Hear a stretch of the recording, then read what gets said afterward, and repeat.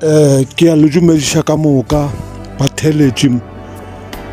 mo letšatši la lehono letšatši la sontaga la sunday la di 6 tša sunday mo ntate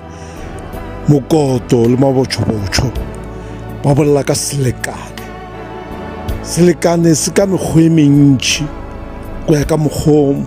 mohlomong mo selekane seo o se tšweinego ntse gore no wena mohlomong ka ngwaga o ka hlaba kgomo gore wa riaeng mo selekane se sa dinoga tša metsi e ka ba dinoga tša dithaba gore tšaeng di ka mehutahuta mo ntate o bolela ka selekane gore le baruti ba bangwe ba tšweine dilekane ba swere maatla a lefifi jwale ka ge ke le ka bala kua go Samuele wa pele 28 wa ithoma kua verse 3 mo e bolelago ka gore Saulo o ile ya go ngaka ya senoge banna ba bantši ba ke dinoga ke dingaka tša senoge ke kgona go rotoša wa geno ra bole ka ge ntate mokoto mo a bolela re tla kwa ka dilekane tše latelago ka ge wo mokoto ba bolela ka tšona more ye ke taba ya selekane ya gore ngwana wa kgona gore a gole mohlomong ka le la matšatši ke a gopola koko wa ka o kile a ntšea a nkiša ga moruti o mongwe santše ba mphule mmele ka moka jwale ba re ba ntšha senyama jwale ka bona gore ba tle ba mphule mmele ka moka ke santše ke rie polane ke ge ke tlo tšhaba ke tšhaba lebelelong ke sa le ke tšhaba ba ile ba pala ko go ntshwara banna bao ka re ba nyaka le nna mohlomong ba ntsentšhe mo selekaneng seo gore ge ke gola meboya e tle ntšhele morago e ntšhele morago jwale ke a leboga re tla kwa ditaba ke tšeo bamemedi amen ka la ntlha la motheolela kutu modimo wa nnete modimo wa therešo modimo wa kagišo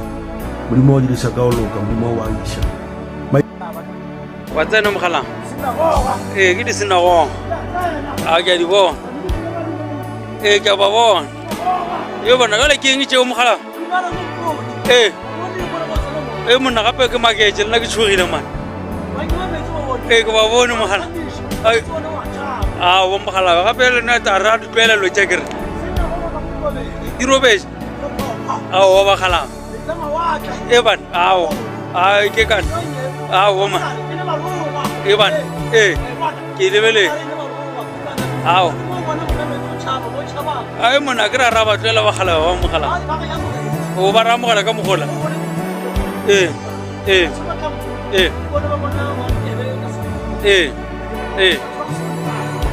ya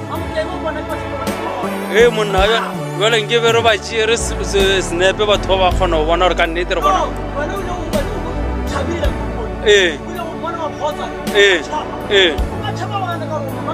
awa monna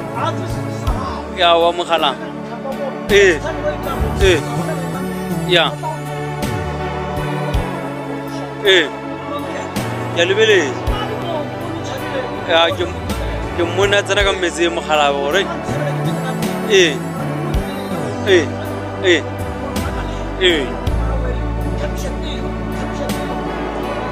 ya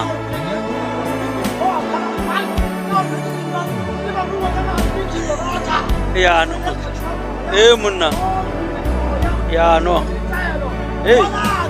lo jeke receive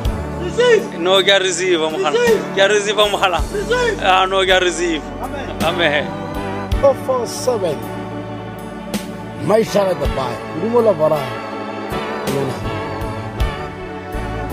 pakala ba mikili bibili bisamana kala ba malaba pikili bipi tikili bibili bisamana kala ba bai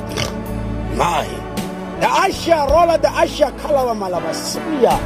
Osana Messiah, Zianda la Masai, Zianda la Mikili Bimola Basai, Pakalaba Mai. We really Makalaba Malaba Samana Makalaba Mai, Pompa Shine, Kalaba Malaba, picking 2 picky pie. Tabia Julia John, the Jay the Kai, the Jim Kili Simini Kalaba Mai. The Isabella Tabia Hulu Mamaka, the Isamana Kalaba Malabas. Wah! Halabai. Tabia Hulu. Lena Tatola Masana.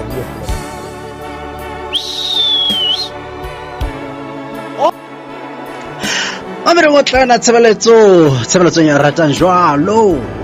radio ho cheletsaneng mothemotle ke a kena ke a dumedisa tsatsing la ka sheko ile sontaha bekeng dumela hle hohle mo ka bang o lenteng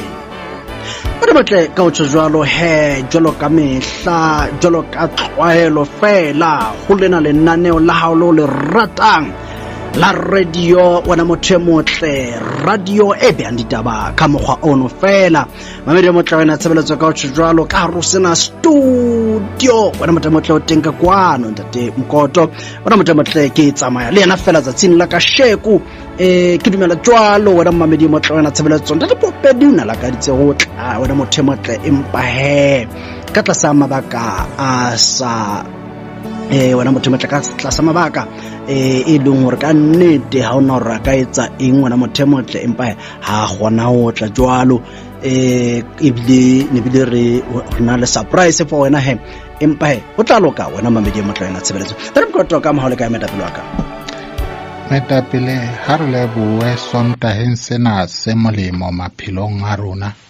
le ba mamedi lapeng mono dumelang ba mamedi ke utaba mamedi motle wena tshebeletso nna ka lebitso ke ma bocho mamedi motle wena tshebeletso ke eme ke tsitsitse letsatsing la ka sheko ke re ho wena Jesu ke morena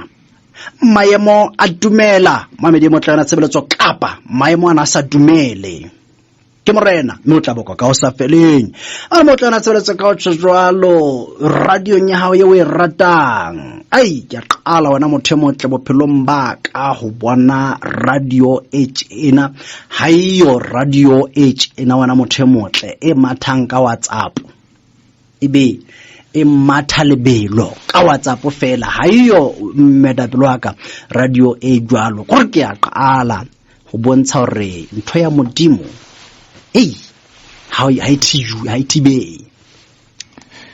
hey ebauchi wa tseba tsela ye re dumetseng ka yona kapa tsela e re hlomphileng pitso ka yona ke a khola ke tsona ditholwana tse re di bonang hore modimo o hloka batho ba tileng tumelong hobane modimo ha se motho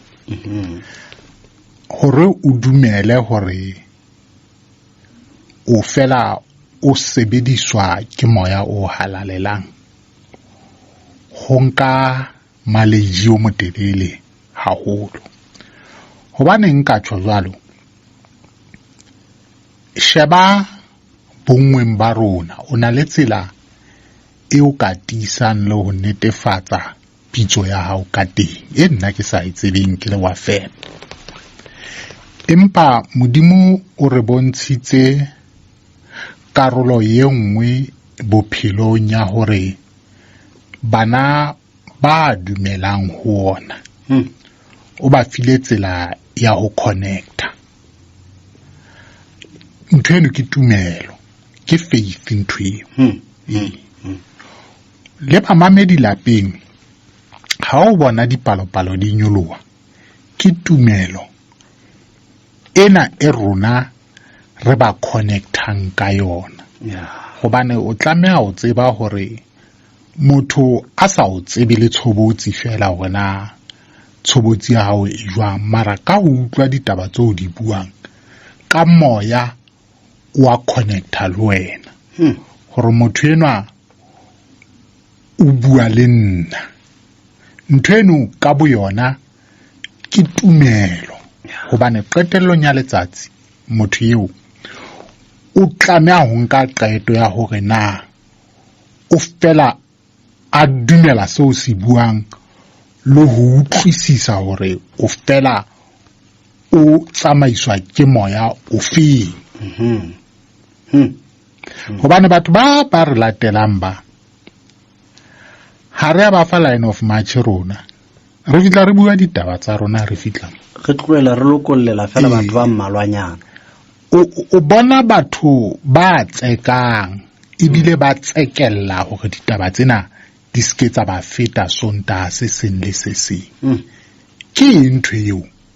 ke moya o halalelang o sebetsang ka batho bana. Jwale batho bana ba tlameha ho ipatla ba ipatlisise hore ho na le ntho e leng elemente nyana tlase e re utlwang re na le lerato la ditaba tsena tse buang ke banna bana. E seng hakalo ho rata rona, ditaba tsena tse re di buang hobane ha se tsa rona di lane monga tsona, yenwa ya re rommeng e leng moya o halalelang. Ke o taba mamedi motlana tshebeletso ya ratang jalo radio kgotšheletsaneng. Ke nnete wena metapelo wa ka hore ho ntso hona le batho ba santsane ka mazamang ha ke sheba hona le batho ka mekgahlelo, hona le batho ba dumelang hore batho bana ba rongwe ke Satane, na le ba dumelang jwalo. Mme ke dumela hore ba dumelang jwalo ke mohlomong ke balatedi ba baruti mohlomong ba buang ka bona. Hona le batho ba yemeng terateng ba ipotsang hore na batho ba elore ba rongwe ke modimo kapa jwang, kore bankang nako kore mohlomong ba santsaneng ba tshiretse le hore ba bona hore na ho etsala jwang. Ba bang ntse le baruti ha ba soka ba bona hore na mosebetsi ona kapa lenaneo lena ke lenaneo la modimo kapa jwang. Hona le batho ba dumelang hantle hore ona mosebetsi kwa modimo. Jwale ke bona mekgahlelo eno e mengata ka mokgwa o batho ba bonang lenaneo lena ka teng. Ke tsela e kutlwang e le interesting haholo. Empa metapelo wa ka ha ke hatela pele mamere motlana tshebeletso tse ding tse ipetsang pele jwalo ke hore ka mane ka Nigeria. Prophet TB Joshua le ena ho utlwala jwalo hore o se a fureletse lena lefatshe, mme wena mamedi motlana tshebeletso seo ke tlang ho se etsa ke hore ke la ka tsa emela jwalo ntate Pope di bekeng e tlang re tlotla re bua jwalo kapa mohlomong ha o kgona lona motho motle re tla bona jwalo rena ebe boharabe ke jwale be ha ona se ka sa etsahalang. Empa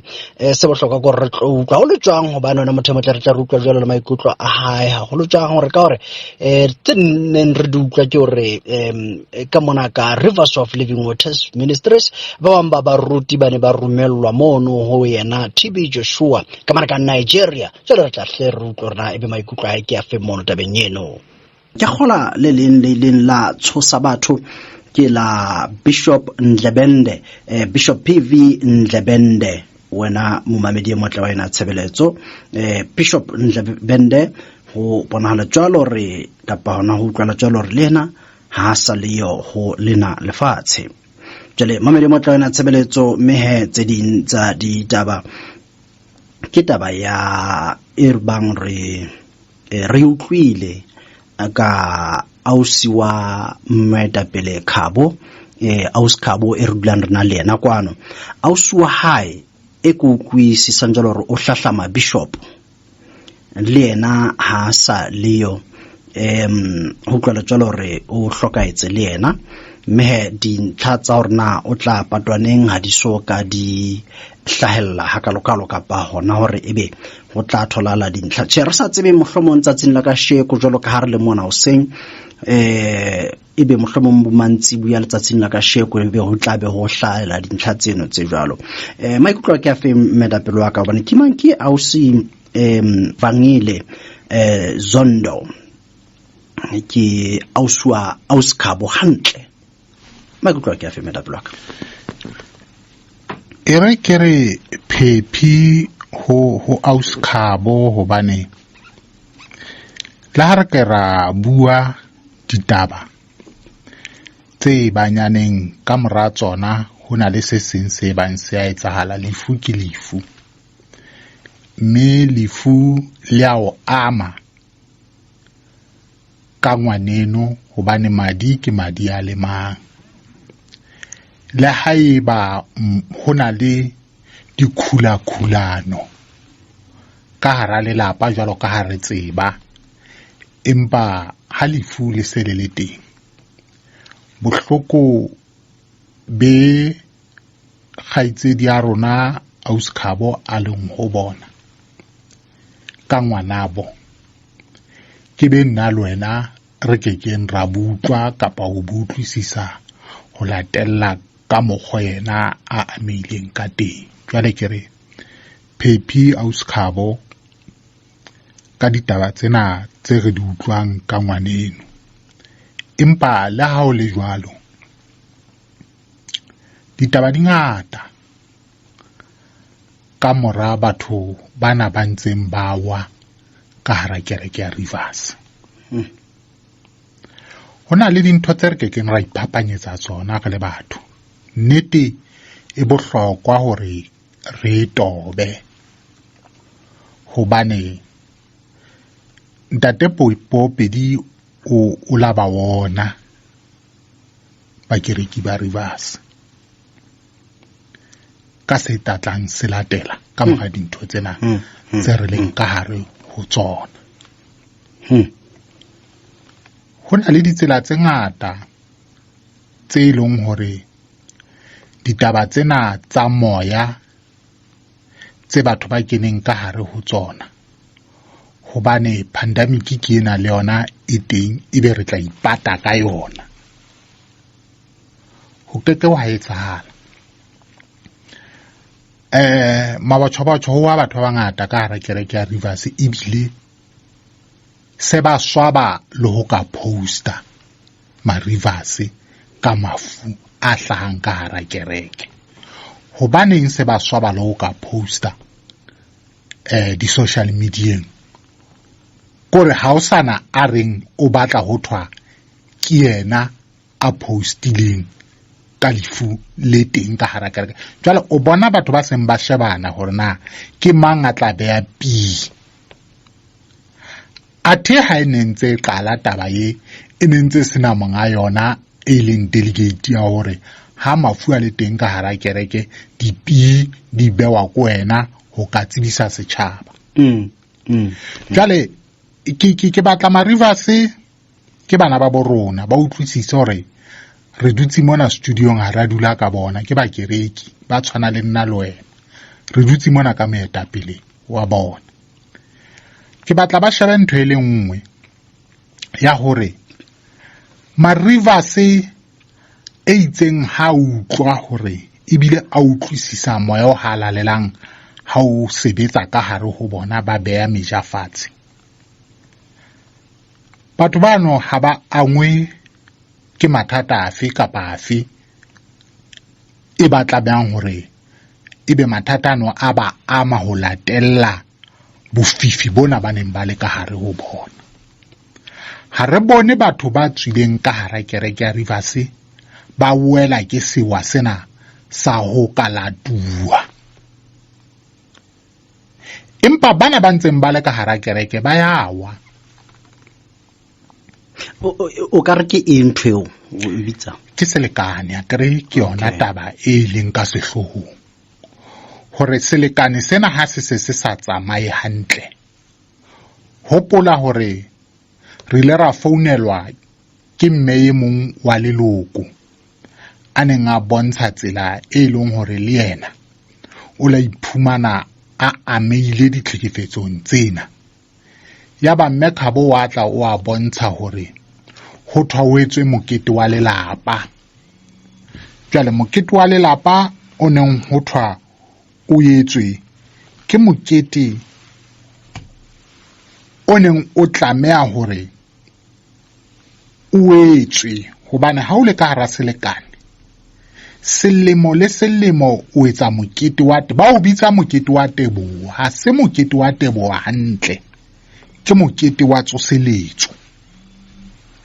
O tsoseletsa matla hae, ke mokete wa tsoseletso. Kaofela batho bana ba dikereke tsena tse ke tlo tlang ke hlalosa ka matla ana a bofifi, ba bua ka mokete wa selemo. Mme ha mokete wa selemo o sa etsahale kapa motho a hlotswe ke tse mo hlotseng ho etsa mokete wa selemo,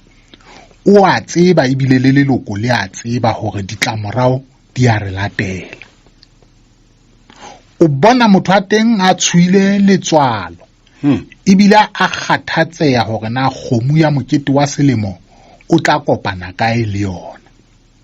Jwale selekane ha sena pandemic, ha sena hore ho na le COVID. Okay.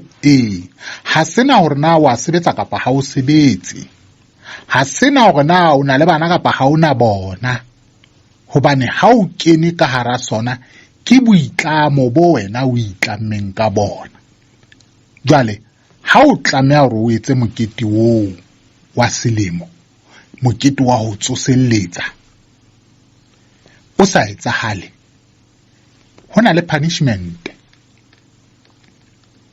Jwale ha re tlo makala rona hore na ke ka lebaka lang ha mariva se a ntse a wa, hobane re a tseba selekane se ba keneng ka hare ho sona. Bamamedi le maloko a dikereke tse ding ka ntle ba ka e makalla taba ena hore na taba ena e buahalang kapa e mokoto e buang o leka horeng, wa re lotha kapa o lekang, empa ho salang e a etsahala.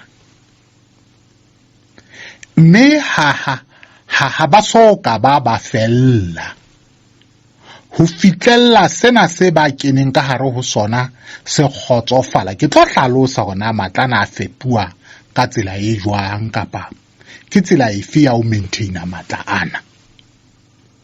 Jwale ha re makale rona ha o etsahala tsena tse etsahalang, hobane kae cable e la kgaoha tseleng. Jwale ha e kgauhile tseleng, ho hlakile hore ho na le phepelo ya motlakase e sa fihleng mo e tshwantse e fihle teng. Jwale ho keke hwa etsahala hore batho bano ba fumane lesedi, hobane ha o fihle matla motlakase ha fihle moo. Ai ke o taba mamedi motlana tshebeletso. Ha re re tabeng monana hona le dintho tse ding tse ke setseng ke ipotsa tsona bekeng e fetileng, mme jwalo ka ha hore o tlo hlalosa tse ding tsa dintho rena tshebetso ena ya batho bana, ona ntho e buileng bekeng e fetileng e ke setseng ke ipotsa yona, ke kgola ha re tla tabeng tsena tsa moya. Moneng o re o bontsha haholoholo hore moya wa bongaka gore kapa ona wa mathwaso ke moya o jwang o re tla reng eng. But now ka be ke ipotsa o na le mme mong a kileng a re ho nna ai nna wa tseba ha ke sheba baruti ba ile ke ngaka mmeo a ba re ha ke sheba baruti ba sebetsa ka bomakhosi. Tlhaloso eo e bolela eng? Ebile wena maikutlo ha o ke a feng mo ka dumellana le mmeo? Mmenwa o batla kae e re kere batho ba moya ba bona, ho sa natswe hore na ke moprofeta ke mongaki, ho na le moya o nono o teng ho bona wa hore ba bone. Jwale ka baka la hore moyeng mona ke mekgahlelo ka mekgahlelo, o bona tsela ye nono a tsebang le yena hore motho ena ke moruti ebile ke moruti wa pholoso, empa moruti yo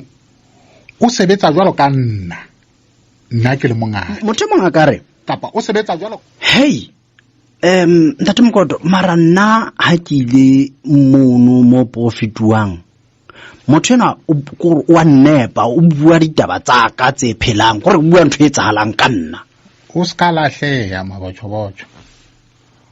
o kope hore moya o halalelang o thuse hore o no hopole tse ding. Moruti mmali nna le mona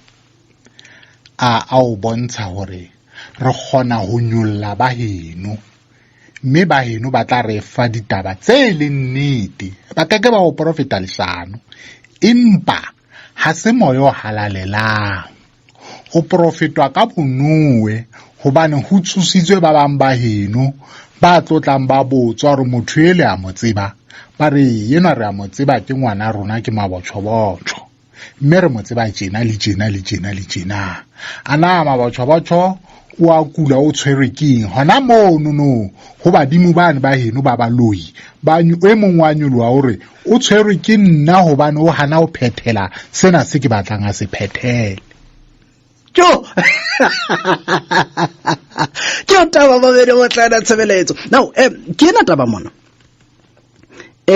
o bontsha taba e nngwe monana ka ho bua ka boprofeta bona ba hore every Sunday wa profetuwa ntate mo profeta wa mata ka se profeta go sa tsatsa la ha tswa ka tsa tsatsa ke lo profeta. Now ke naona ke mo profeta kapa ke na le ke reke ke a profeta ke na le dintho tse itseng tse tshwarehang ke a o profeta qeta se bile ke re ha mara o lokise ntho eno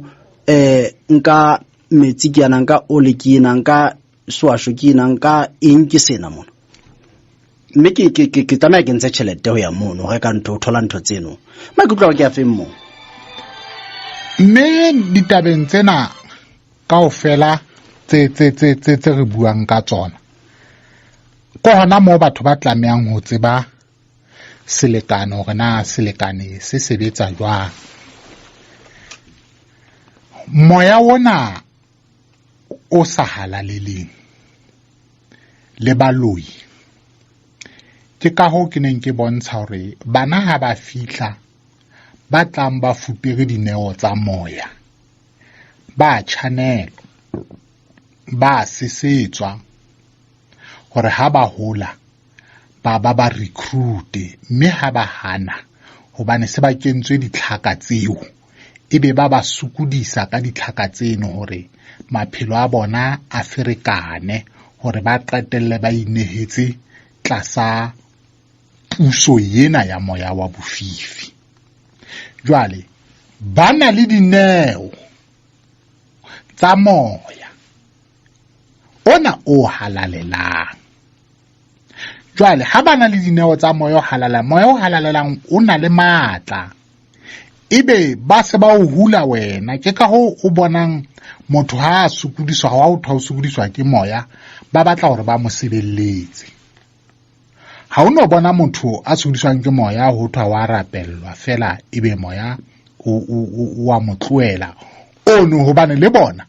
ha ba o ya o lo consulta ba re ke moya o fosahetseng wa dihele ba kekeng ba tjho ba re o fitlhile mo ntso hlokahala moya ona o fihle teng ba re ra o sebeletsa moya ona o tloele. Ha eba moya o halalelang o le matla o bona fela ho batho ba preachang lentswe ba sebedisa moya o halalelang ba rapella motho ho tswa matemona empa ba sena dintho tse tshwarehang. Bana ba tla o rapella ho tswa matemona a tswa matemana na ema monyako ha wena o tswa ka kerekeng a tsamaya le wena hape hobane o ile mo ho sebediswang matemona. Jwale ke ka ho ba tlo channelang hore o lekane ko re bane moya wa o sukudisa o tlo thwasa kapa moya wa o sukudisa tlo ditshebeletsong re tlo o sebeletsa moya. Empa batho ba teng o fumana moya wona o ba sukudisa ho isa lefu. Ha se moya o alafeang. Moya wona o dula o le teng.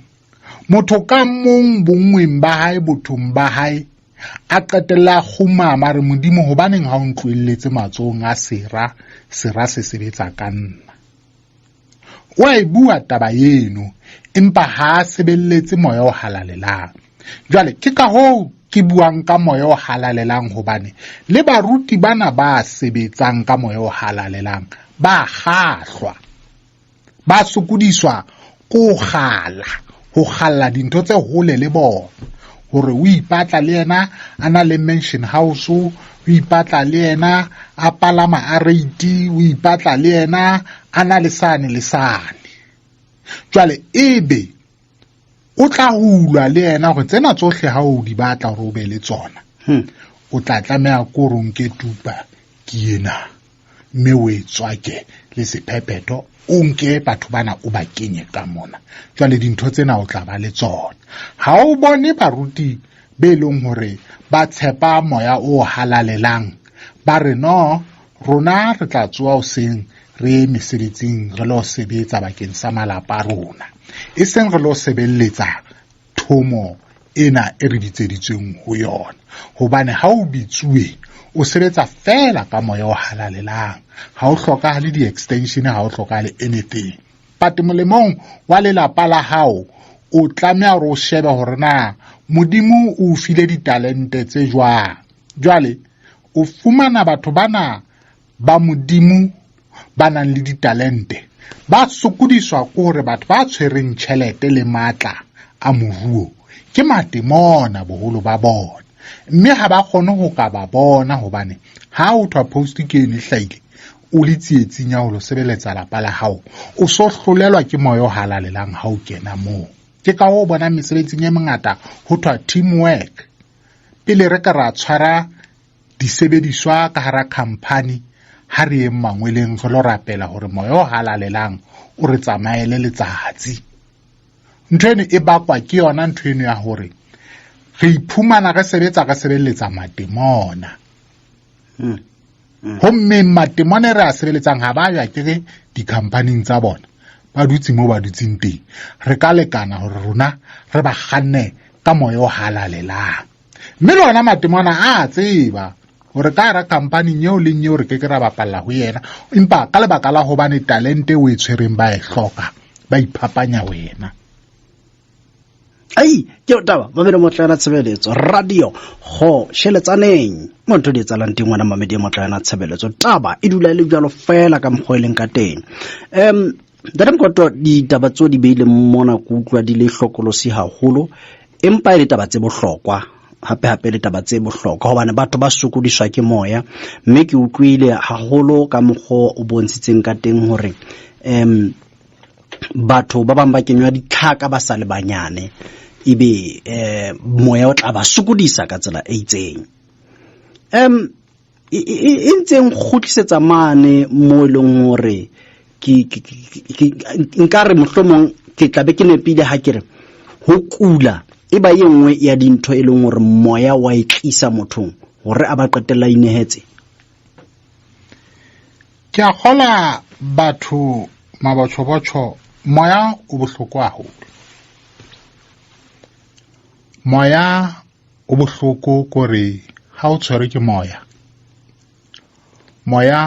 o tshwara kore o la ka bona ha o ka wa stakelwa ke koloi o le sepakapakeng mo senang le signal teng hore na o amea jwang o sa thole thuso moya ke ntho e jwalo hobane batho ba tshwerweng ke moya o tlosa kore o tshwana le ntja e shwile mono e matsetse le dibosleisi tla re ha e shwa ntja eo ibe o bona matsetse a phalla hobane madi ha sa phalla ho ntja ena ha o sana dijo o hlobohe le ke bana beno o sala o ye mo le montlekelele hommeng ha o na le bana e bohloko haholo o bona bana ba fetuile mekopa o ntso le teng wena ntata bona o ka hlolela bana ba hao gore moya o tshwara bophelo ba hao jwale o tla inehela ka hohle hore nete o mpo o thole lesoba la ho tswa ka ga nthwena e o tshwereng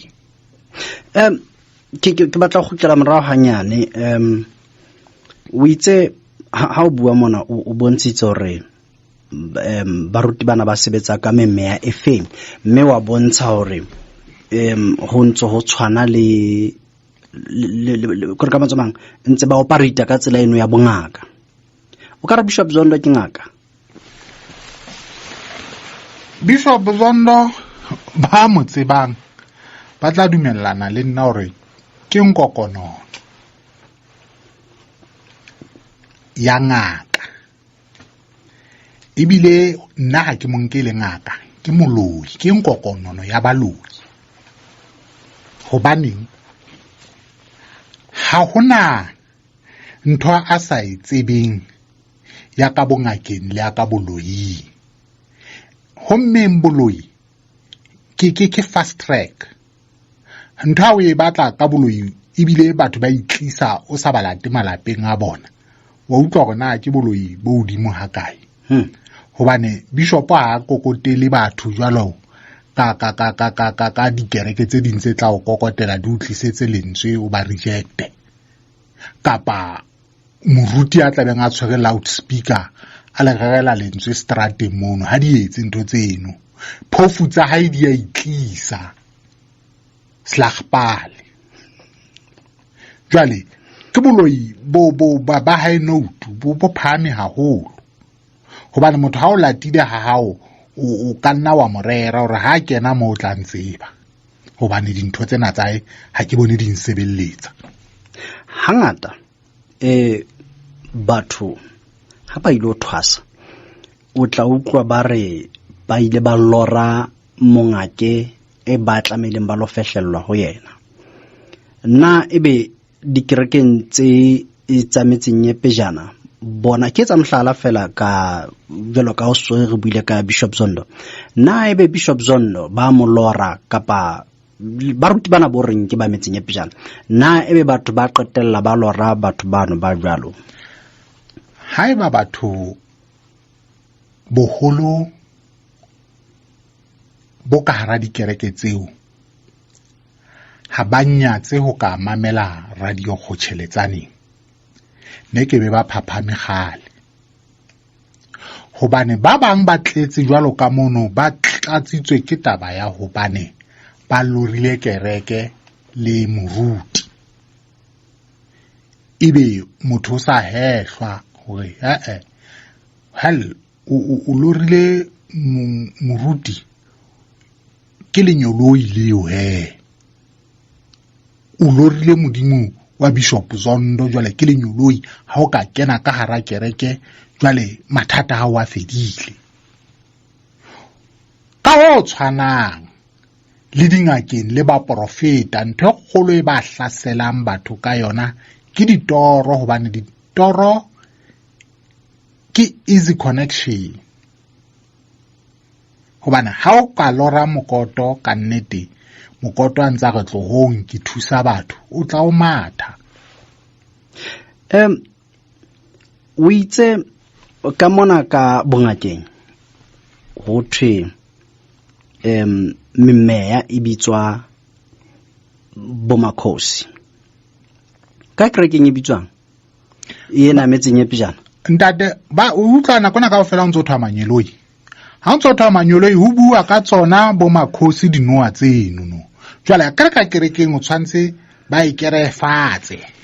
kore ba ebe ka sekereki ka sedumedi hobane ha o bui ka dinoa ha o bui ka bomakhosi ka ra kereke ba tlamea hore ba nne ba ipapise le bibele jwale ba re ke manyeloi lona ha ona motho mona ka ema mona go tseba manyeloi kapa o kile a lora manyeloi ntle le o lora ona matemona jwale bomakhosi ba o ka kerekeng ho thwa ke lenyoloi la mme mamma kapa ke lenyoloi la ntate mamma lenyoloi la Bishop Zondo le matla ho bua ka tsona dinoa tsena moyo a lalelang ha ona ntho tseno no batho ba modimo le utlwe mamele motlela tshebeletso ke o taba tshebeletso ya rata jalo radio Kgotjheletsaneng a se nna ke moya o halalelang ke o taba nna pela ha ke re botse mona ke khutela morao hanyane tabeng ya hao bekeng e fetileng o buile o itse o jale ka mantsamang hanyane fela re ke re ho hatuwe Bishop Zondo a shebane le taba tsa ya ba bua ka o sontso re ntate Mokoena nyolowe ke tla hlalosa mono le nna hore ke nnete ke ntse ke tla hlalosa mono ke tla tabeng eno ho hlalosa gona ho etsala jwang empa o bontsha o ba kopanya o ba etsa ntho e lengwe wena o kopanya ke gola puong ya ka le ena ebile haneng ke bua ntho ya ileng a e bua ke ya gore no man ha ona ntho tse ngata tse nkopanyang le Bishop Zondo. Wena o mo kopanya jwang ka eng le Bishop Zondo? Hai ndate, Mapostola Mokoena ke hlooho ya banna bana. Jwale ke tla o etsetsa dintho tse haufinyana fela tse o ka wa bapang ka tsona, hobane ke moemetse atle ha ke no mo fa weapon ya hore ha a tla mona a nkise mo yena a batlang ho nkisa teng. Empa ba kingdomong e le nngwe. Jwale ha ba le kingdomong e le nngwe, o bona Zondo a le meharo ya moya, a batla ho ka okamela. Ke ka ho Mapostola o na ntse a tseba hore a keke a aha kereke ka dimilione tseno tse kalo, hobane ntho e kana ya bounce at any given time. Ba itsebile tabena la ba kena ka ga selekane hore tshenolo e tla fitla, mpa re na le mokgwa wa ho ka hlola tshenolo, hobane re tlameha hore bana ba tshwereng puso re ba laole. Mo re leng based teng, re laola masepala, re laole le SAPS, di-commissioner di be matsohong a rona. Power yeno ba laola hore lona batho ba tlo hlekefetswa le hloke mo le ka la balehelang teng. O qetela hore a wa tshwana la nke ka re ke a kwana ba ja tafole mmoho batho bana, ebile ba re filisa. Ka 2012 ntate Zondo o na make sure hore o prove a point hore ke file hore masepala wa Sedibeng o laolwa ke yena. Di-commissioner Everton, Van der Bailey, Vereeniging di laolwa ke yena, o tshwere matla, ha ona mo nka ba ka ya teng. Empa ke ile ka tshepa moya o halalelang hore ha ke ikenya ka hara leeto lena ke rongwe ke moya o halalelang. Mme moya o halalelang o a tseba ona, hobane dintho tse etsahalang hodima lefatshe mo di qala pele moyeng, di qetela ho rona. Jwale ha lebitso la hao le se le hlwauwe ka kwa, le qollotswe ka hara mabitso, le ha bana ba fatshe mona ba sa tsebe, ka letsatsi le leng ba tla tseba hore o la qollwa dilemo tse 50 tse fitileng le pele o ka tswalwa, hore ho tlo tla tswalwa mora kapa morwetsana ka hara lelapa lena, mme mosebetsi wa hae ke ona o mo emetseng. Jwale ha ke re o shebe hore Mokoena o ba okametse, o bona Mokoena ka hara kereke ya hae, a re Zondo o utswitse dikhala tsa kereke ya hae. Ha o sheba uniform ya Zondo, o sheba uniform ya Mokoena, ke ntho e le nngwe, ho tla fapana di-design, empa ha o sheba mebala e representa one kingdom. Ha o sheba disebediswa,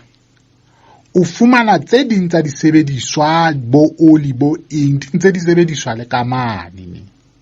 Ha o sheba the system ya operation, o fumana hore ntse le ntho e le nngwe. Jwale ke ka ho o ileng wa bona mona maloba Auskabo ala tjheseha atla, a re ke tliswa ko hobane ntate Mokoto a re Mapostola lefung la ntate wa ka o la bua sena le sane ne. Jwale ke tlo netefatsa ditaba tse nono hore le jwale ke a ipotsa hore na hane a re ho abutua ka o a tseba hore monna moholo o tlo mo sebeletsa, o na le ka horeng. Jwale bona le sefofu kapa setholo ha o bua ka matsoho se tlo utlwa gona hore eng ha fela o tseba sign language. ha se tlo hloka toloko e nngwe e ka fetang ho latella ka mokgo o ntso o bua le yena ka teng. Jwale hono ho ne ho re netefalletsa hore kae dikopi di a tjhaisana ha hona ka mokgwa ofe, hobane ha e ne ba Mokoena le Zondo ha ba pusong e le nngwe, let alone hore ke baruti kaofela o na tlo tshehetsa moruti. Ha ene bona tlo tshehetsa moruti a fuwa platform, ho no tshwantse be wa mo tshedisa a ska kena deep into family. O le ka horeng ho rona ha re bontsha hore batho ba nahana hore ebile mapakereki ba Rivers ba nahana hore yena o a lwana le Zondo ke metswalle, ha ba tsebe le hore seaparo se seholo sa kereke ya bona se rukuwe kerekeng ya ka. Ke sesupo sa hore ba mmusong o le moo, hobane dikereke tse tsa dilekane, selekane ha se o dumelle hore motho e bang ha le selekaneng le yena a ka hata le ho hata mabala a moo o tshebeletso ya hao o e tshwarelang teng. E re ke botse fela potso enana fela ya hore ke gola o kile wa bontsha mona hore ke batla utlwa fela wa ihlalosa jwang tabeno hore nkile wa bontsha hore e nngwe ya dintho ke batho ba nang le ba operatang ka matemona ke batho ba tellang, ke batho ba jwang wa gore haholo ba ruting mona gore ha ba bone ka next motho mang a ka re ntate Moapostola wa hlompha, ke motho a hlompha Maphutha, o bua ka o smart ka mantswe mang o bua ka hlompho, o bua ka boikokobetso ka dinako tsohle. Maikutlo ke a fe mo ntate Moapostola o smart kore ila ba le khomosha le smart hampe hobane o tseba di-target tsa hae le diphofu tsa hae hona o tshwantse di marinate jwang. Empa le ha ntsa le smart jwalo ho teng mo aseng smart teng. Rona re ka mmona from distance, empa batho ba haufinyana le yena ba teng ba ka o fan lehlakore le leng la hae le nna le wena re sa le tsebeng. Jwale botemoneng ha ona batho ba smart. Moya wa matemona ke moya o ikgantshang, ke moya wa pride, hobane moya ono o tshwantse o re treat ka tsela e re tlamehang hore nako ena kaofela ha re o bona o le moruti re die mahlo. Le ka bongakeng ho jwalo fela. Dingaka tsena ntate ko bane fela boholo ba batho ha ba associate le dingaka, ke batho ba ileng hore ba rata cabinet eo ya bongaka ba bang haufi dingaka, empa ba tla o jwetsa hore e ngaka ne free spot hampe yana e ngaka ne itjena. Jwale dingaka tsona di smart ka ntho e one, ha bona hore di a motjhesa o re a idlozi lami manje ngizwenzani mina. Utse wa itshwasolla tjho ba o balela ka ledlozing hore ha ledlozi la ka le tswile nna ke tla etsang hobane le bohale o tla o jwetsa hore ledlozi la le bohale hampe ntate ha se se bapallwa. Jwale o so enka mono sheba hore na ha eba qetelong ya letsatsi ditaba tse kaofela ha se di kingdom o re ikarabella kingdom e le nngwe, ho tla jwa moya o halalelang o ka re treata ka tsela yena e re treatwang ka yona. Jwale hono ke sesupo sa hore ha hona moya o halalelang moo. Motho ha ya moo a tsebe o ya ka ho rata, a ska banka dintho tsa bodumedi kapa anka taba tsa moya o halalelang a di matahanya le ditaba tsena. Ha hona mo di kopanang le seng. Ke a utlwa ka mokgwa o hlalositseng ka teng ha re tla ho ntate Moapostola.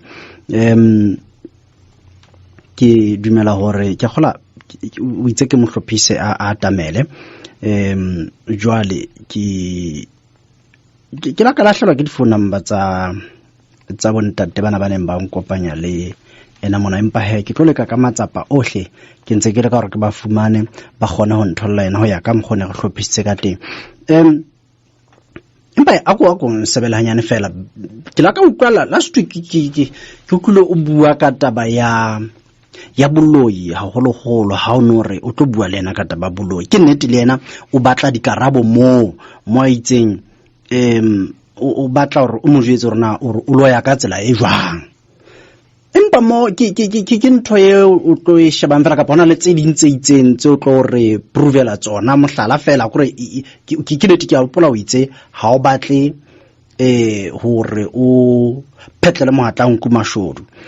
empa tse ding tsa dintho tse leng hore mohlomong o ka re o highlighta ka tsona ke difeng haholo ha o re o mo bapisa le Bishop Zondo Ndade nonyana tsa siba le leng ha di qala di fofa wa nona le tsona mane ha o mane ke di bone ha o no bona e nngwe ya kwana kore ka re di tshwere ka magnet ha di fofa di fofela nqa ile nngwe jwale mapostola o jwalo le yena mme jwalo ka ha ke re ha ke batla ho phehlela mashodu mohatlanku ke itse mapaki a tletse kgamelo mme ha ke batle a tlotla re lotha ha tla mona ha tle ka title ya boruti a tseba hore ke mo bitsa ke mo file title ya hore ke moloi o a loya o qala mo ha re tlo bua yena o tla provela batho ba hae ko hore yena ke mohlanka modimo mona ke moloi mapostola Mokwena ha tla mona mme ke tla mo bontsha le hore na taba tsena di qadile ha di qala di tloa kae o hatile ka loto lefe a tloa a hata ka loto lefe batho ba qoqwa mane ne ba tseba hore mane ma haileng kereke teng o na haile kereke ka nqena ha o tlola fela mmila fela a haile le moshare ka mona wa kereke ha o rolahlela mahlo ka tlase ka mane hona le phulanyana mono streamingana se a feta batho ba dulang ho that area ba tseba hore na ke batho ba bakae be stream seno se ba qetileng jwale kore se ke mo ata phula ye hore na e jele batho ba bakae qwaqwa mo batho ba qwaqwa ke tlo ba fa platform pele re qala ditaba tsena mapostola Mokwena o la tijelwa ka hara qwaqwa a tijelwa ke batho ba qwaqwa ba re wa loya ha se patuwe ntweo mpa fela media o no rekwa hore o ska publisha ditaba tseo mpa batho ba qwaqwa kapa batho ba tswang qwaqwa ba itse ba tabeo ba tla o commentela ba mamedi ba hao tabeng tsena tse ke buang ka tsona hore rona mapostola re ile ra motebela ra montsha ka hara qwaqwa ba hlokometse nna ba tlatjho hodima ditaba tsena tse ke di buang jwale ha ona ntwe ntjha mono mapostola Mokwena wa loya ntate mme ha ona phoso ha motho a loya ha se ka ipata ka bebele re tseba hore kereke yane ke ya baloi bohle ba yang mono ke ba dumelang boloi mohlolomong wa rona mosebetsi kore re ba rapelle moyo halalelang o ba pholose ke mosebetsi wa rona ono le baruti ka ntle ka mono ba dumelang ho moyo halalelang ko rapella naha ena ya borona ya South Africa ho kenyeletsa le naha le Lesotho ka hare ka dithapelo hore meya yena ya bofifi e re hatowe jwale naha ya South Africa e mabotjho re isa phulong sentse re na le skepe sa re sepalameng ho pholosa naha yena ya tlana kwenono e ba a iba naha yena le ho kenyeletsa naha ya Lesotho le dinaha tse mabapi ba tla be ba shebelletse hangwa le khiba hore na South Africa re tlo e pholosa jwang nna le wena re tlo pholosa naha yena ka hara bokgoba bona ba tumelo ke o taba mamedi motlana tshebeletsong ya e ratang jalo radio go sheletsaneng mo ntho di tsalang teng ngwana motho motle ke ka mogodi taba di leng ka teng jwale ke ne ke re ke tle ku utlwana motho motle ha ke ne ke botseletse jwalo a holo ho tsena tsa ke ne ke utlwa rena hana holo hana ke botseletsa hanyane fela rena ebe scope se reng jwale ha ke khotla hanyane wana mmamedi motlana tselo se hlakile ka ho bapisa kapa ho latella taba horna ntate Mokotwa ha bapisa ntate Mokoena le ntate Bishop Zondo ebe o kore ka mantsama ntho tse kore batho ba kopana ka tsela e jwang haholo ha are Bishop Zondo wa loya le ntate Mokoena wa loya ka tsela e jwang mamedi motlana tshebeletso ha ke tshwa jwalo ke re ho wena o hopole kamane ka Rivers of Living Waters Ministries re la ra utlwa batho ba re ba jwe ditšhelete ra utlwa batho ba re ba hlekefeditswe ka tsela tse itseng ra utlwa batho ba re ba malapa bona khalane ka hare ho Rivers of Living Waters Ministries jwale ke dintho tse leng hore motho wa ipotsa gona e be le dintho tseo di a etsahala tseno ka ntate banna a comrade how motho a ka re wena le Mokoto le dia thuteng le bapile o ka bokgutshwanyana o re chomi ya leshodu ke leshodu ha hlweka ho hang mapostola le yena o na le tsa hae ke nnete tse ding tsa tsona di batla di tshiretse empa di teng Zondo khadile malapa mangata haholo senke ka o netefalletsang sona gore le yena mapostola o ntse a tshwana le yena ka o qhala malapa le yena jwale se ku watametsa fela le wena momamedi gore ke di athuteng di bapile jwale re batla bona naha ena ya bo rona e hlabollowa mme ha ke re nna le wena re tla tshedisa naha eno ka ha ke re tla itshedisa ka matla afe kapa afe fela ka boteng ba rona le thomo e re rongweng re tlo netefatsa gore naha ena re ntsha bogobeng mme Sesotho se re mohale o tswa marweleng ntho eno e bolela hore o ka ba moetapele wena o le mabotjho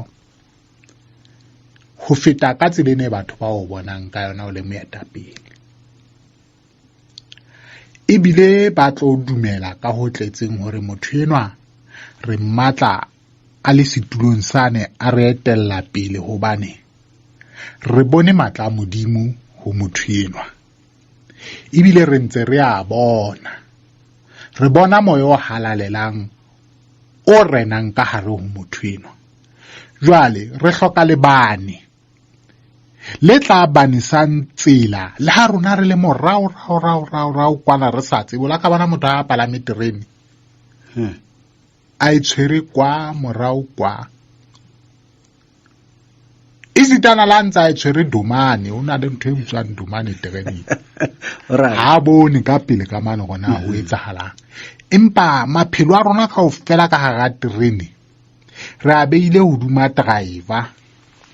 moqhubi wa terene ena hobane ke yena ka pele ka mono a bonang hore na hua kae hommeng ha re kena ka hara terene ha re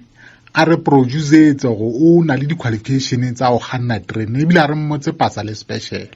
ha e ba terene e motho e o e utswitseng o bone fela go ho ntse sothwa ya pele ho a sothwa ya emiswa empa ha tsebe matshwao a tsela hore na letshwao le tjena se le hlaile le re hona le eng ka pele o lo re diela motho eno empa ha ona motho a ka re qosang ka hore la e palama jwang terene eno hobane terene mo e tsamayang teng ha ona ho tsamayang moo le motho a tla kganna terene eno no ke a qualified a ke keng a re diela. Jwale ke ka hona ke re mohale o tswa marweleng ho ya tella setjhaba pele ka moya o halalelang. Ha ona di-qualifications jwalo ka mokganni wa terene kapa jwalo ka presidente. Ha ona di-qualifications moo. Ro bea mono hobane re dumela hore o tla re etella pele. Ke o taba mamedi motlaena tshebeletso nya e ratang jalo radio kgosheletsane re utlwile taba tsa letsatsi bona mamedi motlaena tshebeletso haholo jwang taba tsena tsa semoya wona motho motle ka mogodi tibileng ka teng ka mogodi le hlokolosi ka teng le sensitive ka teng jale ke re ke khutlele fela morao hanyane mmedapelo wa ka hore nna ke bona e re ke tse mohlala fela handa te Mokoena na re ke atla monna mono ke batla ho tla re tlo bua mme ka mgo e bilana bontsha le ka teng hore o batla be ntho ya ka pelenyana ka mgo ka kgonahalang ka teng ke go ya ka nna ke bona e le ntho e ntle ya hore finally tabena tla ke hlake hantle ya hore na ho etsahala eng kore ile ke la ka ba ka tshokar I can't wait hona wa feme a dutse mona le Ntate Mokoena ska ke la ka tsho jalo ka be ke fitileng hore I can't wait hona wa feme a dutse mona le Ntate Mokoena ho qoqwa ditaba jalo ho bua ditaba e seng papadi ho bua ditaba senka ka o jwetsang sona le momamedi Mapostola o na batla ho kena ka festere ha terene se tsamaya e tletse re bula festere re o kenya ka yona hobane re tsamaya le wena jwale yena o na batla ho ikenya ka festere ka hara terene ne sentse e mata hommeng ho no le kotsi ke ka ho ke ding ka re Mapostola wa re qhekella hobane o a tseba hore ditaba tse ha di lahla zondo fatshe di tla ho yena hommeng o batla hore a kene a ipalame taba ena ene o tlo etsa once off hobane o lebelletse hore ha a tla radio mo a be le hlakore la hae ha tswa ka monyako ha sa khutla ebile re skebe ra bua ka yena ho ya pele hobane o ipona haditse jwale ke ne ke qoba taba tseno ha o no utlwa ke ha yeme mono ha se yena tla tanga batla go ipulela le mati re tla mo bulela a kene ke ka ho le maloba ke itseng ha tsebe hore ha tlo etsa once off ha tla mona a ska tla mona re mo bitsitse o tlo bua ebe ha tswa mona re kwala le mati le ha re ska ra hlola re bua ka yena hobane yena o ipona ditse ga di kgosheletsaneng hobane ka etsahala taba yeno no ke tabe momamedi o tlameang ho etseba hore motho ha a tshwere matla ebile a tshwere tšhelete o na le tsela a ka le sebetsang ka yona hore nna ha ke a ba le ya jwalo ka zondo ke tlile ho lona hommeng re buile ditaba tsene le batla gore ke di bue jwale hobaneng ha ntse leng setse morao hobane o so ka nahana hore na re suile lekoko la puleng ho tloa ka 2012 ho fitlhela hona jwale ntse re le suwa jwale motho a ka batla o tla yena fela for hora tse pedi kapa hora hobane o tla ba ipehetse nako a o jwetsa hore ke na le mabaka bontate ke kopa metsotso e 30 re bueng ditaba tsena re arohaneng a batla ho tlo beya lehlakore la hae ntwe gore re qetelle re mamela sena a batlang ho se bua re go khutsetse 2012 ila re ha re qala re bua ka Mapostola Mokoena yaba Mapostola Mokoena o etsang o romela banna ba hae bana ba la kae 6 kapa 7 ne ba le sehlopha around there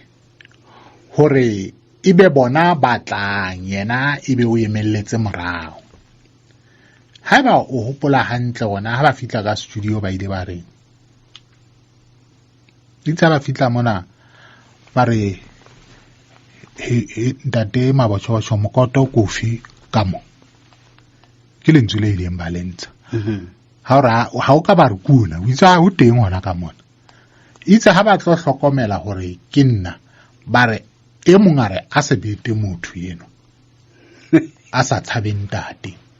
para e bontate jwetsa ntata lona hore ke batla yena mona taba tsena ha se tsa lona le CD ena ile reng e tlo bapalwa mo e kebe ya re arabela ka hloka dikarabo ha ra hloka ho utlwa molaetsa wa ntata lona radio mona empa o laetsang ka mora taba tseo kaofela o la netefatsa hore ha re sa khutletse theta ebile le programe ya shwa ba mamedi ha re tla tijelwa theta re tijetswe ka lebaka la mapostola Mokoena wa Tirano ha eba le tsebe taba eo jwale ha a qala a nyoloha ho tla ntho tsane kaofela tsa 2012 di fihla di re sihla ka rahlo yaka jwale di sebetsa ka nna hore o ska lebala hore o sebetsa ditaba tsena le phofolo e jwang ya motho jwale kgotheletsane mona ha ona motho a rekwang ho lla sa rona seta mona ha ona motho mapostola o tla go wa moreka hore a o pholose ka hara ditaba tsena o kampa wa ba le ala ntshwege wa iphapanyetsa le ho tla kgotheletsane ke yona fa ntwe ka o pholosang haiba e tla o pholosa hobane hono ha o hlalose hore nkeke ka bua ka taba tsa hao ke tlo bua ka tsona o leng teng o leng siyo hore setjhaba sena sa modimo le se santseng se lakatsa hore se kalo kereka le wena sie mono se tseba ha re tlo se thiba hore se ke saya empa se tseba ona se lo rapela le phofolo e jwang ya motho jale ya hakalo tabena ya mapostola ha re gaole ona mona yo taba momamedi e motle wa ena tshebeletsong ya ho ratang jalo radio Kgotjheletsaneng ke Sontaha bekeng wena motho e motle ke Sontaha bekeng ke tshepelana o dumela hore mo dutseng teng wa pere eo bana matsatsing a ka sheko wa bata wena momamedi e motle wa ena tshebeletso jwale ke ka mokgwa ditaba di leng ka teng he empa re ihlile re tlahle re bona wana motho motla re shebelle le rona hangwa le khiba hore na moya o fokela kae ka nnete eno ke yemetse ya hore wa feme a tlo dula mona le ntate Mokoena mona ho ko qoqwa ditaba ke potsa hore na mohlomong wa feme ke tsa mohlala fela hona le ntho ke la ka e bua le yena ka re achi nna ha ke bone ho tlo bana le ke golana le warranty ka hore wena semelo sa hao go ya ka mogho a utlwisisang ka teng a bontsha hore ebe monna motho a re ke le khomosha yeo ebe nka bolokeha ka mona jela ke mametse ka mogwa o ke che ka teng ka mogho le nna ke mo bone ka teng kapa ke mo utlwi ka teng ha be ditaba tsa hae ke utlwa bua ka boikokobetso mme ke mametse le wena ka mogho buang ka teng bua le motho ya ikokobeditseng ya ipe kore ya se lerata ka tsela eno le yena se motho ya lerata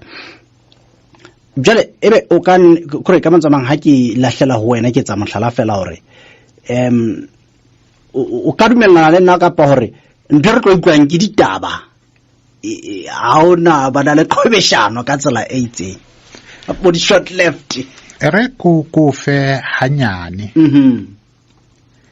ke a kgola ka 2012 ha ne ke sebedisa lentswe lena la short left ke ne ke na le mabaka eneng ke bona batho ba neng batla ditabeng tsa rona ba arabela ka teng ba bang ba ne ba tla ba re ke ra utlwa ka tsotsi ba bang o na le nyena eo a tlo buang ka baruti ba rona e le ntja ya mokoto a sena le marobalang gore dipuo tseo tsa dinyefolo tse batho ba neng batla ka tsona jwale ke le ka o bontsha hore ha o tla mo o tlela seo se tsebang o ske wa tla ka ho tlo nqholotsa hommeng ha o nqholotsa ke tla o palamisa thaba se re sa e hlahe ka mona ka mo re tlwaetseng ho e palama re hlaha ka teng. Jwale o tseba o so e hlaha ka mona ka mo senang tsela o tla e palama ha bohloko. Ke short left. Ke yona short left eo e neng ke bua ka yona. Ho mmeng itse ha re kgutla Seria Veritas, batho ba neng ba mamela radio ka 2012 re sa le Theta FM ha ba ka ba le utlwa lentswe leno ke le sebedisa, hobane ho no sena batho ba neng ba tla kaofela ene le batho ba reng re batla ho utlwa hona ditaba tse di ya pele jwang, ebile se ba netefalleditswe ke tse ding tsa mapaki tse ba kopaneng le tsona ha ntse re le siyo re sa le kgefutsong. Jwale matemona a sebetsa tjena mabotjho-botjho, o ntso le mabotjho-botjho le tje matemona a mokgwa bona kapa moya o sebetsang ka hare ho bona, ha ba fitla ba tobana le wena, ba na le neo yeno ya bona ya botemona ya ho reader mind wa hao. O ka ba fela wa welwa ke bomadimabe ba hore moya o halalelang ba seke ba o bona ka tsela ena e wena o dumellang hore o sebetse ka hare ho wena ka teng. Ebe ba batla ho overpower moya o halalelang o sebetsang ka hare ho wena. Ebe motho o a o qholotsa. Ke bua kang ha ke bua ka qholotso?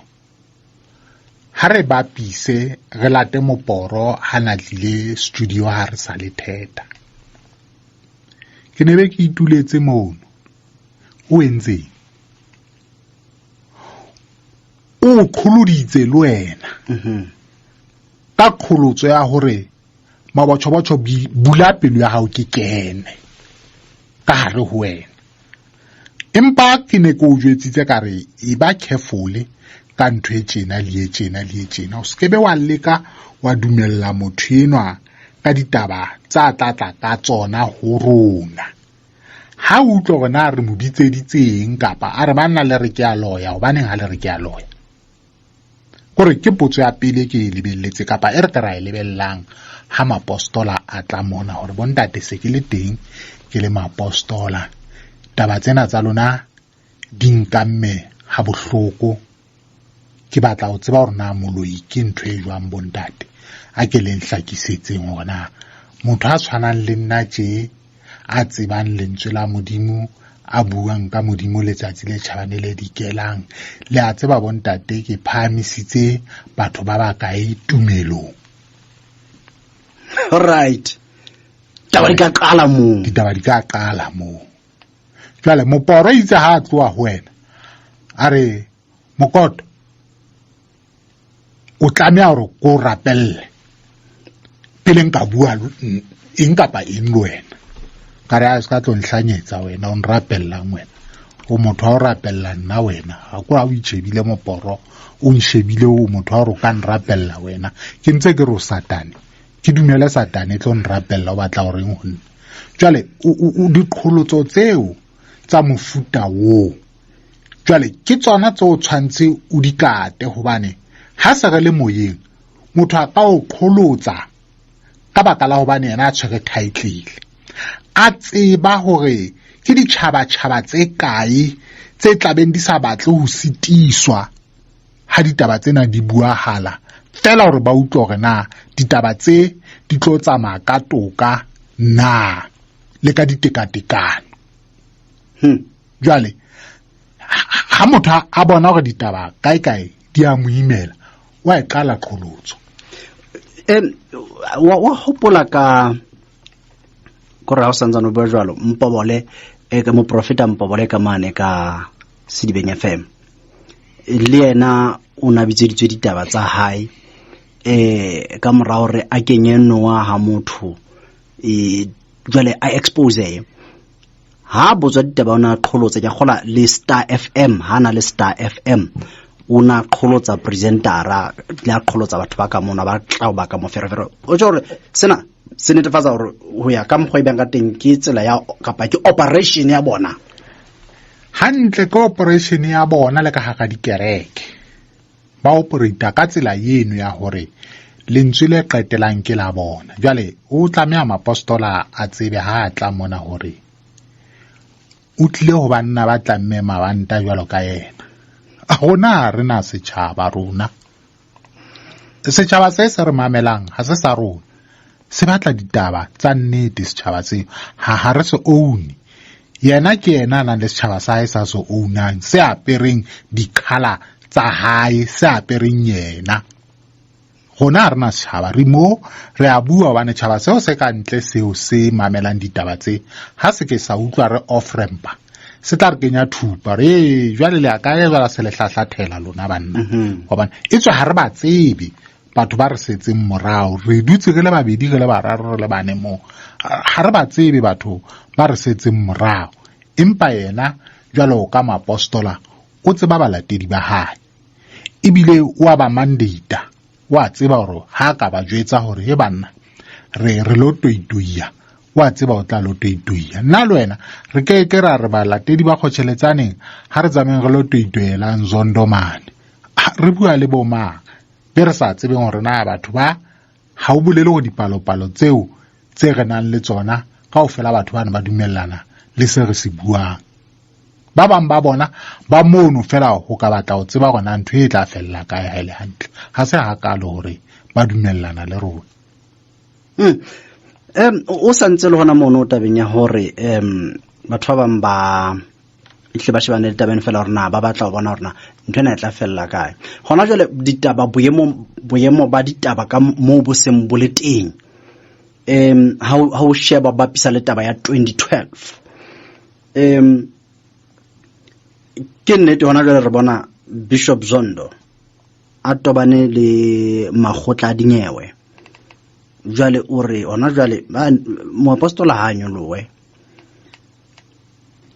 ebe o ka re bo se bo le boemong bo hodimo ka tsela ya hore ho fihletswe ke be fra ho fihletswe boemo bo itseng ho ile nnete ya taba ko hore re fihletse boemo bo sehlohlolong ke be jwalo hobane ha ile batho bana ba bararo bana mapostola Mokwena Bishop Zondo le Moporo ba lahleisitse nahena ya borona yena o ka bala dipalopalo tse neng di ba latela around during 2010 and 2012 and 13 ne ba tsamaya the whole country. Moporona tsoa mona a hira ditediamo a ntsa foqa batho divaslini tsena tsa hae le metsi kore ba possessitse batho ba bangata haholo ka moya ona o sa nepala. So in short malapa mangata re a bonang Afrikane le bana ba tswetsweng ba tswile taolong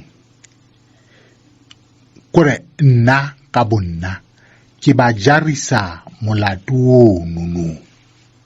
ka lebaka fela la hore disebediswa tse neng ba di fa batho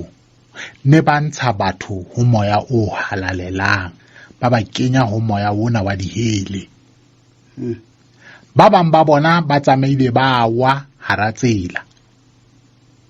jwale ke ditaba tse leng hore ha di monate ho hang. A re bua ka Moporo o bua ka Moporo o tholeile ka ena hona jwale ha re sa mmona di televisioneng ha re sa mo utlwa di radio jwalo ka pele ha re sa utlwa letho ka yena o santsana le banteng le yena o santsana o tlomola ha o kene ka ra selekane ntate o kene ditlamorao tse Moporo kapa thupe Moporo a e tholang ho babaela yena ntate dieta di tshesa yena wa tshwatshwasela ho yena mmilona ha o monate ho hang hobane ha ona motho a tla mo inula o soka wa sheba gona Moporo tsela a neng a tella ka yona a le mogutshwane a le jwalo ho sena motho a mo bonang a nyenyefatsa batho a etsa dintho tsena tse mehlolo tsa neng a di etsa. Seno ke sesupo sa hore moya o halalelang ha o ka batluwa o le teng. Hobane moya o halalelang mabatjho ke nna o na le wena. Ha re na letho. Empa ka lebaka la hore re itshwarelletse ka moya o halalelang, ke rona bana. Jwale o ka ipotsa hore na moporo ha eba o na sebelletsa modimo o phelang, modimo e re mo rapelang ha nyahlatse bana ba ona hara tsela. Jwale o tena a setse a le jwalo ko hobane batho ba modimo ba thotse pholoso mo ba ithotseng teng ya moya o halalelang. Ke ka hoo ba seng ba sa mosale morao. Jwale nthwena ya ho kgaba ka tjhelete ya hore ka tswa o rekile o na re tla reka koloi ya ka mona ka 25 rand. Are le mo jwetse mokoto wa lona hore Z3 nyane eo ya hae eo ke tla e reka ka 25 rand. Amen. O ipotsa ha o khutla o sheba hore nako a neng a mpalletse yona o na bua ka bo proud hore mokoto ke mo fa kgwedi tse 2 fela. Bona mabotjho I will resign from the ministry. Haeba mokoto o tla prosper, kore ke batla o quote mantswe a hae. Are haeba mokoto o tla prosper, I will resign from the ministry. Ke tla rola kholora ke so mona ikentsa ke tsele ona ona le yona na. Empa ha hona ka mokgomoporo a ka ngatamela nna le wena, hobane o ntsa tseba hore re lo mo qadisa mane mo esala re qetelana teng rona le yena. Ntse re emetse ra resign from the ministry hobane nna ntate ke ntse ke le mokoto wa maoba le malobeng. Ntse ke shapa pere le kajeng. Ha sa ya ka vale ke gola nthwana e lwanela gore e neng ke bona hore moporo o e batla ka pelo ka mmele pelo le moya ka hohle. Ha na ile vale ho no ho tlala, empa ka mora hore o hlaise ditaba tsa moporo ya ba setjhaba se a ikhula ho moporo. Me ya ba nthwana lela haholo ke gola ke yona eno ya hore ka mantsomang o entse hore batho ba vale ba mohloye ha sa kena ka haro vale ke be jwalo ka mantsomang la tla ka haro vale wa tshwana fela. Maikutlo ke a fe mo ha se hakalo hore batho ba mohloile moya o halalelang mabasho o tsosa batho molota, mme ha batho ba tswa molota ba tshwana le lelomo le thunyang. Ha lelomo le thunya le hlaha le matla le khatlisa kore ha o le sheba o le bona go lelomo lena hore nka le khaola ka le retla ka le kenya ka tlung le haeba le sa batle ntlo bane le tlo pona. Batho ba vale ba ile ba tswa molota ya ba utlwa moya o halalelang o ba tsukutla ka o tshwanang le Mokwena. Ha o no kena ka hara vale ntate o no bona diflaga matlong mona ntate di khabile. Hona jwale ha o roa hlaya le nngwe ke dumele hore sa le teng. Ba bang ba bona ba re a re sa ikena taba eno no. Re sa ha re ka ba rarwala maoto rona ra lata batho ka matlong a bona re tlo mamela ditaba tsena. Empa batho ba le ba utlwa tjheseho ya moya o halalelang hore ditaba tsena di bua le rona di a re ama, ho ka lokela hore re di mamele. E seng hore ne ba re etsetsa favor ka hore mamela, hobane ha ona le mohlang re kileng ra kopa batho hore ba re etsetse eng kapa eng ka ditaba tsena. Re ne re kgathalla maphelo a bona hore moya o halalelang o sebetse ka hare ho bona. Jale e re ke bue le batho ba dumelang ho moya o halalelang. Re preacher moya o halalelang selemong sena mabatjho ka matla haholo. mme le dilemo tse 2 tse tlang pele re ka ya dikgethong tsa naha re tlo preacher moya o halalelang gore ke thapedi ya rona eno gore moya o halalelang ha o kene le ka hara baetapele ba rona ba utlwe moya o halalelang ba tsebe ho ba le kutlwele bohloko ho setjhaba se ba se etellang pele hobane ha o sana le baetapele ba na le kutlwele bohloko ba shebile ho seva di-interest tsa bona ba batla dintho tse ba di batlang ka maphelo a rona jwale re mema moya o halalelang bona dinoa tsena di tlawa kaofela tsena dinoa tse batho ba matang ka tsona bona di tlawa di tla fellwa ke matla sentse di felletswe ke matla tla fela go tsapotsa go qetelana mono re santsana re le moporo go phethela hore ntshwe re leng ra e bona moporo a ietsa ka nako e ne re le Theta FM ka golane re na le batho ba neng ba le bangatanyana ba neng ba le pela rona ho ja ba ne ba se pela rona ka taba ya botswalle kapo ya eng empa ba ne ba le pela rona ka lebaka la ho bane ba bontshitse kgahleo ditabeng tseo di neng di bueha ka nako eno empa re le ra bona moporo a nka batho ba neng ba le haufinyana le rona ke tsa mohlala ba ya ba se ba hlaka rokereke ya hae ba bontsha hore taba tse neng di bueha mono a se tsona eng wa etša wa tima ntate nna ke la makala haholo bona Zakes Nqayi hore na ke motho ke hola le Zakes nna ke tsamaile sekolo le Zakes Nqayi o latla ho nna ke ntse ke mo tseba hore na ke phoofolo jwang ya motho empa kare ka lebaka la hobane moya o halalelang o sebetsa ka nna ha ke tshwantse ke amohele motho e mong ke na le tumelo eno gore moya o halalelang o tla nhlolela le ka jeno ntse ke na le tumelo eno ya gore moya o halalelang o tla nhlolela shaba motho e kang Motsumi Phale o shebe motho e kang Jimmy ha ke qala ditaba tse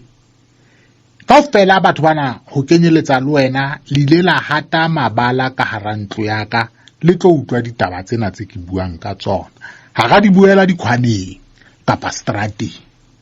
ke ne ke mema motho e mong le e mong hore a utlwa ditaba tse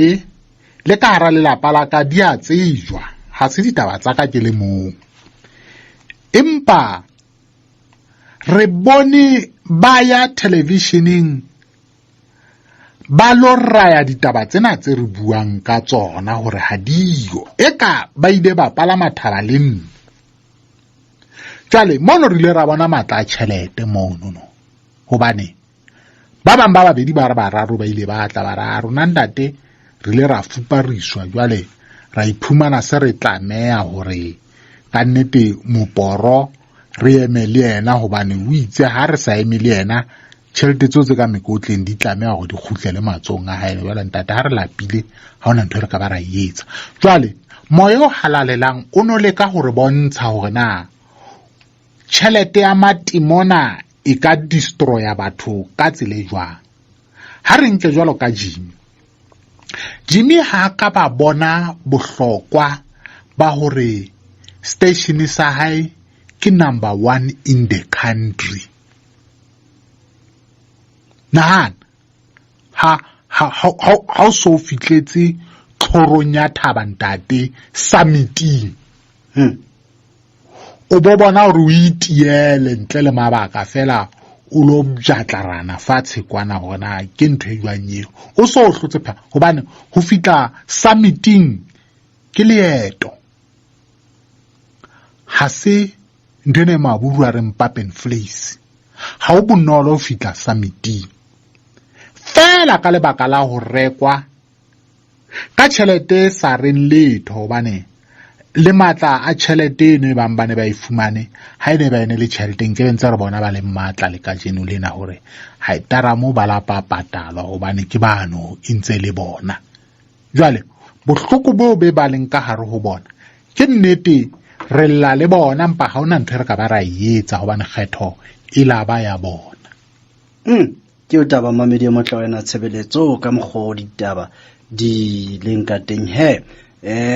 O lokile wena mamedi motlana tshebeletso. Madapelo wa ka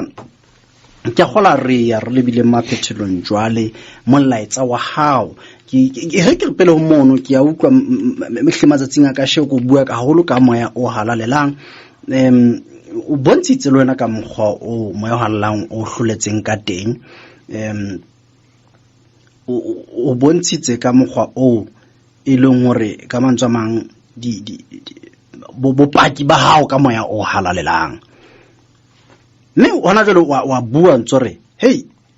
ekare le baetapele ba rona ba ka etellwa pele ke moya o halalelang ba emelle ba tlolle moya o halalelang o ba ka mantswe o ba etelle pele. Ke nnete mabatjho taba tsena tse ke di buang empa di thata hore di ka etsahala hobaneng re bona baetapele ba rona ba sa dumelle moya o halalelang ho ba etella pele hobane ba ipapisitse le ba bang ba matemonana re buang ka ona. Jwale hore re ba ntshe ka ra sebupi seo sa mollo ho tla re nka leeto empa haeba ba di mamela ditaba tse ba tseba hona re bua ka. Jwale ho no ka ba molemo hore ba hlole moya wa dihele ka hore ba tsamaelle hole le mefuta ena ya dikereke e re buang ka yona le mefuta ena ya baruti be re buang ka bona. Ba ke ba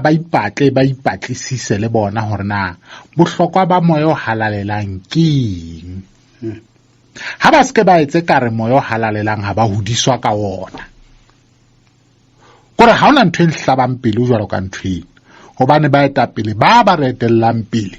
ba tswetswe jwalo ka rona ba tataisitswe ka hara lentswe ba tataisitswe tseleng ya moya o halalelang ntle le haeba ba tla re bona moya o halalelang ho hanga ba o tsebe.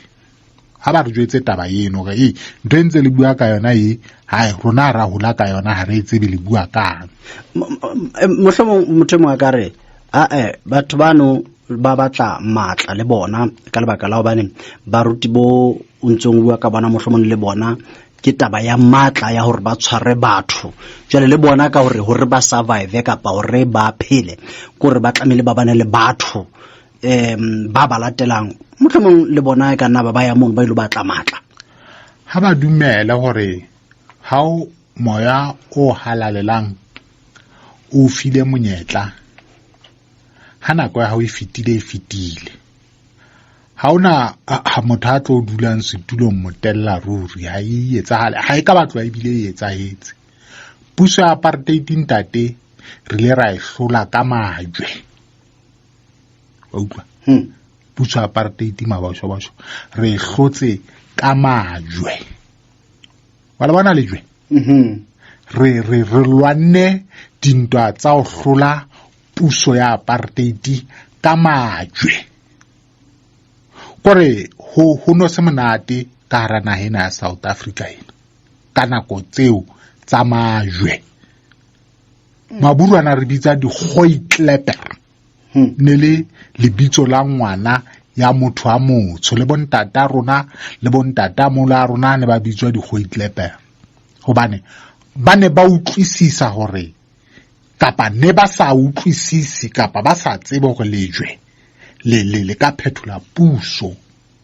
ra pasela ka taere alala ya sa re pasela ne sa le ba be jwale re ne re pasela ka taere jwale ntwa o tsheswa ha motho ha se ntwe ntjha e batho ba bonang e etsahala e ne qalo ke rona hore ha se re le kgatfolo se re tinwe ha re batle le re bone la e ka ba phisi ya letlalo la hao ne re qeta morwembe ka ho tshese ka taere jwale ha re empa re ke ra lebala ha re tla khutlela morao empa re ke ra lebala hobane re bone benka rona ba bolawa ba nwesetsa sefate sa tokoloho ya naha ena hommeng re keke ra lebala hore madi a bona a nweseditse sefate sena sa tokoloho ya naha ena. Haeba naha ena e tswa taolong, ho molemong wa rona hore ba ileng ba wa ntweng ya boitseko ba hore naha e lokolohe, re phamise flaga ya bona hore re ntse re le teng, e tswe re ke ra shebella fela ha naha e timela.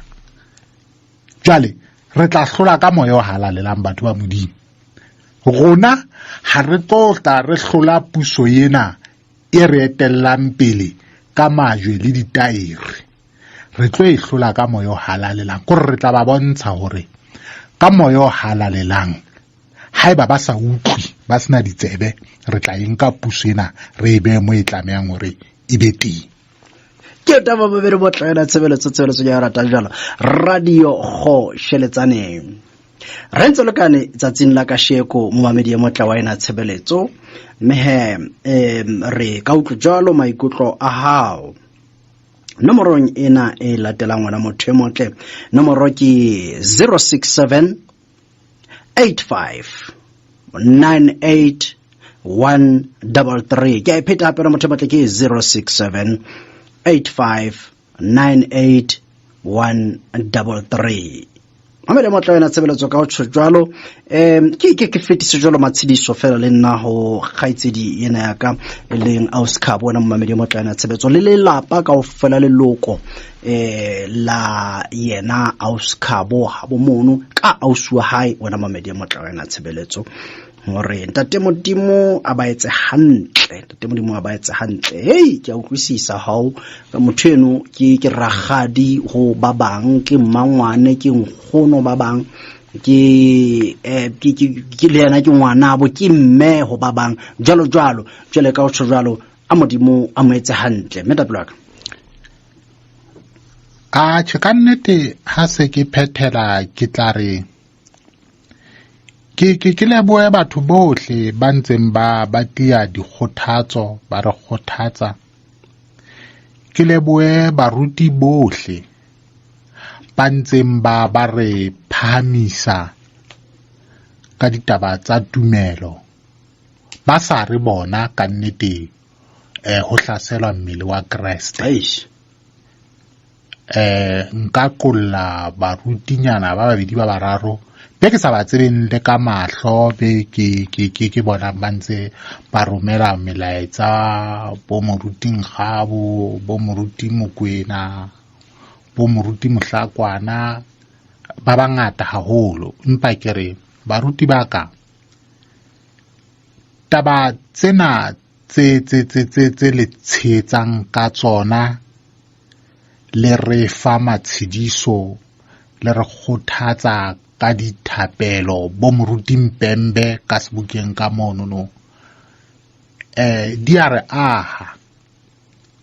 di a re bontsha hore ha re bang tweng ena ya boitseko. Mme ke re ka ho nono pheellang, hobane ditaba tsena tse le fanang ka tsona le mangolo, hobane bonnete baruti ha ona ditaba tse kalo ba ka re fang tsona, tshwantse ba re kgannele mangolong a ntwa ya boitseko ba bana ba Israele. Ke mosebetsi wa bona ono, ko theoletsa haholo. Jwale ke re baruti ba ka tiang tumelong, re ntse re di mamela ditaba tsena ka bongwe re tla nne re di lahlelle bamamedi ba utlwe hore seruti se eme ka maoto le sona. Ke nnete re a tseba hore seruti mona ke mekgahlelo ka mekgahlelo, empa ho rona le ntho e le nngwe. Ha re ka taba eno ya mekgahlelo hore moruti kwa apostola, moruti kwa kae, moruti kwa kae. Re fela ha fela re eme ka lentswe le leng, re bua ka moya o halalelang re ntho e le nngwe. Jwale ka hono ke a leboha baruti ba ka e ka le ka e tshwara le ti. Ke utaba ke ho tlatseletsa mono fela ntate Mkotwa ke batla ho tshole nna hore a tshi ka nnete seruti se sengata haholo me batho ba bang wa tseba ba asoro ba thotse kana go ngobane ba yeme ba rapela. Ke na lo bona fela nna ona mona baruti ba nkgathatsang ba reng he monna romela ditaba kore o utlwisisa hore ke baruti ba utlwisisang ebile ha o mametse a se batho fela ba buang fela ke batho ba yemeng thapelong le bona ba dutse thapelong ba re rapedisa hore modimo a bele rona ka taba tsenana. Jwale ka nnete ke utlwa le nna ho lokela hore ke o se ka matsamang ke support taba eo e buang mono ya ho leboha hore ka nnete atjhe seruti ka nnete Jesu ke morena re a leboha ho menahane ka nnete empa he ka kakaretso momamedi hohle mo a leng teng ka tsheetso ena e kana ya ho bontsha tjantjello ya ho bontsha ho kgothala le ya ho bontsha molemo mme e nngwe ya dintho ke yona eno ya hore ke hlokomela hore program ena e hlaisa dintho tse ding tseo batho ba neng ba dutse ba dutse hodima tsona e hlaisa dintho tseno haholo ha re tla tabeng tsa moya ka mantswe a mangwe wa bona hore ntho ya moya e sutlile batho wa bona hore batho ba bang ba utlwile bohloko ka ra dikereke ka tsela e itseng empa ya momamedi mo tla yena tshebeletso mamela la ho ka ba ba jwang se ka sutha pela Jesu yena ha o etsa letho se ka ba sutha pela hae la batho ba ka ba utlwisa bohloko ka tsela e feng kapa e feng dihlokolosi ditaba tsena hobane ke ne ke utlwe mapaki a mang o fumana hore motho mong o bua ka batswadi ba hae hore batswadi ba hae ba mo entse eng kore o soka utlwisisa hore na batho ba fitile dintho tse thata o le jwang. Jwale ke hona re tiang le tile matleng ha ya sa sitweng ke letho nkare ho wena mabotjho ke nnete ntho ene o e buang ya batswadi ba ideng ba kenya bana ka hara selekane ba bang ba tseba ba bang ba sa tsebe empa nkare ho ba tshwanang le rona ka ntle ka moo batswadi ba dilemong tsena tse tshwanang le tsa ka le wena ha re tieng tumelong re ntse re di utlwa dillo tsa lona le melaetsa e le romelang hore moya ona wa dihele hore na o le hlekefeditse ha kae o le lahleisitse ha kae o ntshitse bana ba lona taolong o sotla ka meya ya bana ba lona empa ke re ho lona ha le ke la tia la batla moyo halalelang la o mema moyo halalelang ka hara malapa lona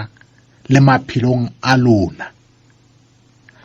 ba bang ba le hole ke hlokometse hore hona le ba UK ba Germany ba America ba bang ba Saudi Arabia ho ngata fela ha batho be leng hore ba latela ditaba tsena tsa rona ba le mafatsheng ano ba leng ho ona ineka le ka mema ba malapa lona le ba kgothalletse hore ba mamele ditaba tsena ba utlwe hore re eme fela ka moya o halalelang Holy Spirit ya khola batho ha ntse re bua Sotho mona ba batla ba tshirela hore na moya o halalelang keng re bua ka Holy Spirit moya o halalelang ro meme ebe ona o retellang pele bunyane batho ba vale mona be ke phela le bona ke mohlala ke itse modimong ke tse mohlala bathong bana kana kongo batho ke manganyele wa tsa batla be ba re o ntso re shumaetsa ka moyo halalelang go bona jwa matla moyo halalelang ke kopo nna ke ikopileng ho modimo ka re modimo o ko o nketse mohlala bathong bana wa hore moya ona o halalelang e ko shumaetsang bathong hore na o etsa meka le mihlolo ho motho ka tsele jwang jwale ke mohlala ho fihlella ke a lebitleng ke kopo nna e ke kopileng ho modimo ka re moya o halalelang nketse mohlala baneng ba hao ba bone hore na o moya o halalelang mme o a phela mme o modimo ka sebele jwale ba vale mona be bang ba ntseba tja hola ba bona le bona hore ha ke mokotowane wa maloba le maobeng tshobotsi ya ka fela ya o fa hore hona le ho fetwileng bophelong ba ka ke moya o halalelang o mabotjho e ke buang ka ona hommeng ho tla tswa fela hona ba dumela ho moya o halalelang kapa ha ba dumele. Etswe moya o halalelang o a re tsamaisa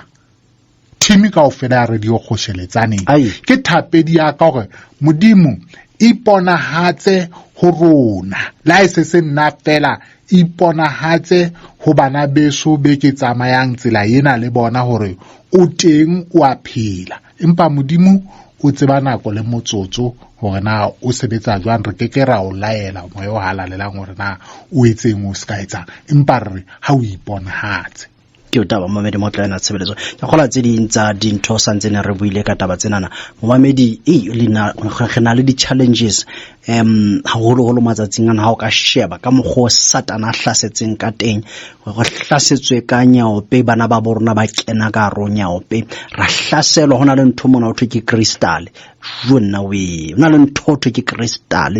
bana ba kene ka ra ntho thwe ke crystal. Jwale kore ke mo ferefela wa dintho o shebang fumana hore bana ka mantswe a mang batswadi ha bana phomolo. Hona jwale ke nthwena ya pandemic eo sa tsebeng hore na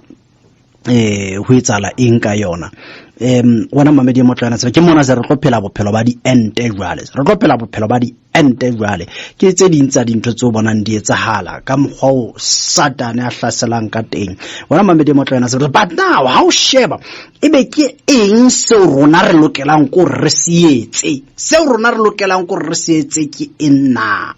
Motswadi ha a sankile position ya hae, motswadi o tlwile positioneng ya hae. Bana motswadi ha ba sana nako ya hore ba dule le bana ba rute bana thapelo. Na motswadi o santsane o ruta ngwana thapelo ka tluna. Bara ba hlolwa fela ke ntata rona maodimo matsatsing a ka sheko. O tla re o rutile ngwana eng wena o le motswadi? Khotsofetse fela go re ngwana o ya sekolong lo rutwa ke motho e mong e felletse mo ha e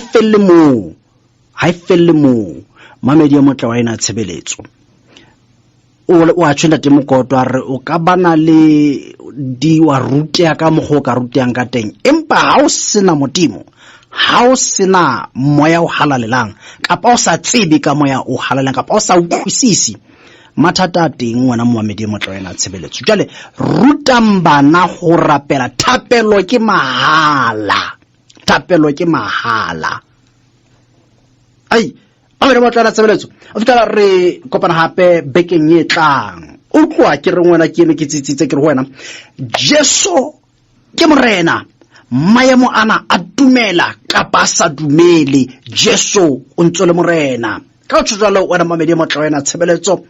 ho ha ke o taba